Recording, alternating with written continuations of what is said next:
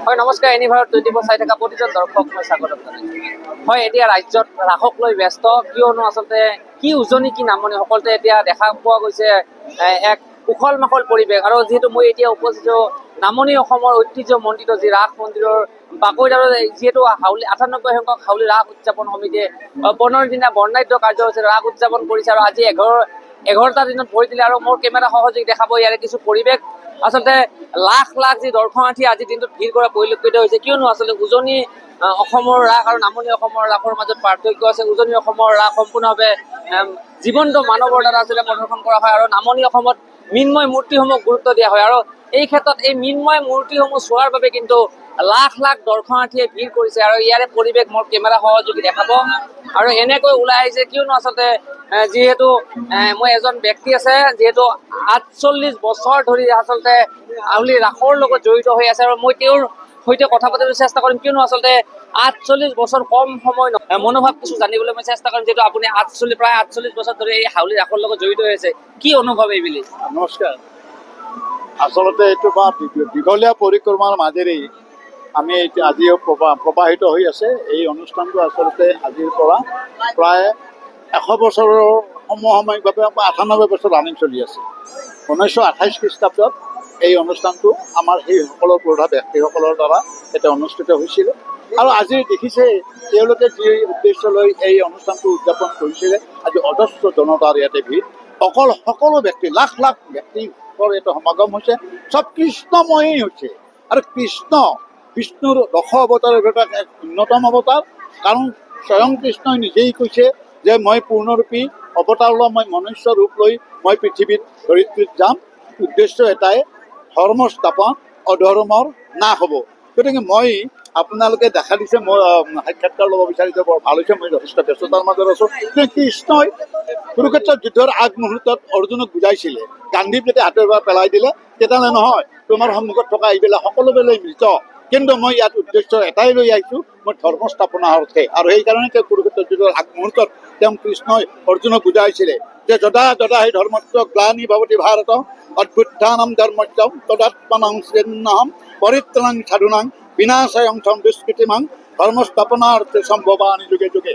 যেতিয়াই পৃথিৱীত ধৰিত্ৰীত অধৰ্ম হ'ব, ধৰ্ম স্থাপনাৰ অৰ্থে মই স্বয়ং কৃষ্ণই পূৰ্ণৰূপী মানৱ ৰূপ লৈ মই অধৰ্মক নাশ কৰাৰ কাৰণে, দুষ্কৃতিকাৰীক দমন কৰাৰ কাৰণে, ধৰ্ম স্থাপন কৰাৰ কাৰণে যুগে যুগে মই নিশ্চয় এই নৰৰূপী নাৰায়ণ ৰূপ লৈ মই অধৰ্মক নাশ কৰাৰ কাৰণে, ধৰ্ম স্থাপন কৰাৰ কাৰণে মোৰ নিশ্চয় সৃষ্টি হ'ব। আৰু মই ইয়াত সকলো জনতাক মই এটা আমাৰ আহ্বান জনাইছোঁ যে কুৰুক্ষেত্ৰৰ যুদ্ধত যিসকল গীতা শাস্ত্ৰৰ জৰিয়তে যি বুজাইছিলে শ্ৰীকৃষ্ণই অৰ্জুনক, যে তুমি ভাবিব নালাগে, দ্বিধাগ্ৰস্ত হ'ব নালাগে। তোমাৰ পিতামহ ভীষ্ম, দ্ৰোণাচাৰ্য, কৃপাচাৰ্য এই সকলোবিলাক তোমাৰ আত্মীয় নহয়, কাৰণ দেহ আৰু আত্মাৰ দুটা সম্পৰ্ক আছে। আত্মা অবিনাশী, চিৰন্তন, চিৰসত্য, সনাতন বিষ্ণু ধৰ্মৰ সাহিত্য অসম ভাৰতবৰ্ষৰ সনাতন ধৰ্মৰ সভ্যতাৰ সংস্কৃতি এটাই কথা নাছিল যে আত্মা পৰমাত্মাৰ লগত বিলীন হয়, আৰু পৰমাত্মাই জীৱাত্মাৰ লগত বিলীন হ'ব।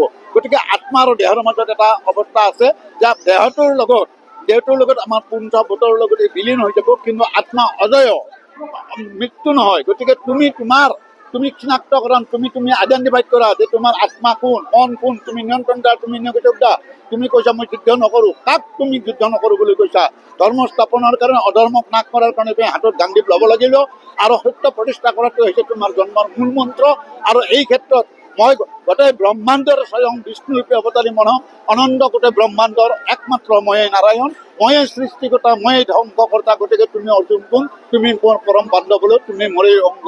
এনেধৰণৰ বাণী মহাভাৰতত আৰু গীতাত স্বয়ং কৃষ্ণই অৰ্জুনক বজাইছিল। তেতিয়া উদ্গ্ৰীৱ ভ্ৰান্ত অৰ্জুনে নিজৰ হাতত গান্ধীপ তুলি লৈ সিহঁতক পৰাভূত কৰিছিল, আৰু তাতে ন্যায় স্থাপন হৈছিল। হয়, যিহেতু কলিৰ যুগৰ মূল মন্ত্ৰ হৈছে শ্ৰৱণ কীৰ্তন। হয়, শ্ৰৱণ কীৰ্তন ছাড়া মনুষ্য জীৱনৰ পৰা আচলতে উদ্ধাৰ হ'ব নাই। এইটো কথা আমাৰ গুৰুজন শ্ৰীমন্ত শংকৰজনে কৈছে যে একশৰণ বৈষ্ণৱ ধৰ্ম হৈছে আমাৰ মূল মন্ত্ৰ। পাৱে পৰিহেৰ কৰহ কাতৰি আমি স্বয়ং কৃষ্ণ নিজ এষ্টদেৱ আত্মপ্ৰিয়তম শত্ৰুহৰ বন্ধুজন মৰগতমতে কৃষ্ণৰ ভকতৰে কৃষ্ণ মিনে নাই কেনে স্বয়ং গুৰুজনাৰ বাণী।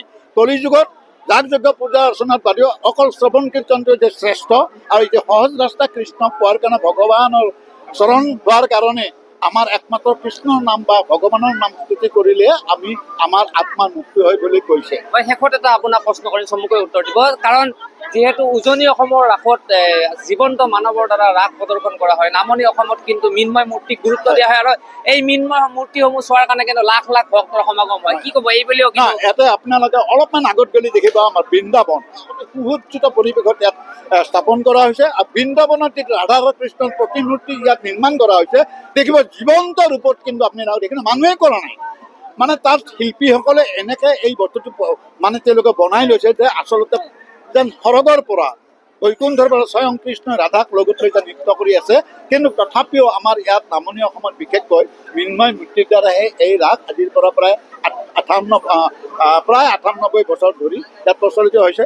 কিন্তু আমি ইয়াত এবাৰ মাননীয় আমাৰ স্বৰ্গীয় যাদৱ চন্দ্ৰ দাস কৃষি শিক্ষক আছিলে, তেওঁ কিন্তু আমাৰ হাউলিত এই ৰাসোৎসৱত যোৰহাটৰ পৰা মাজুলীৰ পৰা আনি তেওঁলোকে এই ধৰণৰ মানুহৰ দ্বাৰাই তেওঁ ৰাসক ক্ৰিয়া কৰাৰ কাৰণে ৰাসলীলা কৰিছিল। আৰু আমি যেতিয়া স্কুলত পঢ়িছিলোঁ তেতিয়া আমি দেখিছিলোঁ সঁচাকৈ উজনি আৰু নামনি ৰাসৰ মাজত এই ক্ষেত্ৰত কিছু পাৰ্থক্য থাকিলেও ইয়াত জীৱন্ত ৰূপত আমাৰ সন্মুখত পিতামহ ভীষ্ম আৰু সৰস্বতী আপোনালোকে চাওক, অলপ আগত আছে মানৱ মূৰ্তিত কৰি আছে, মানুহে কৰি আছে। স্বয়ং বিষ্ণুৰ অৱতাৰী দেৱাদিদেৱ মহাদেৱ শূন্যতে ওলমি আছে, কিন্তু স্বয়ং মানৱ।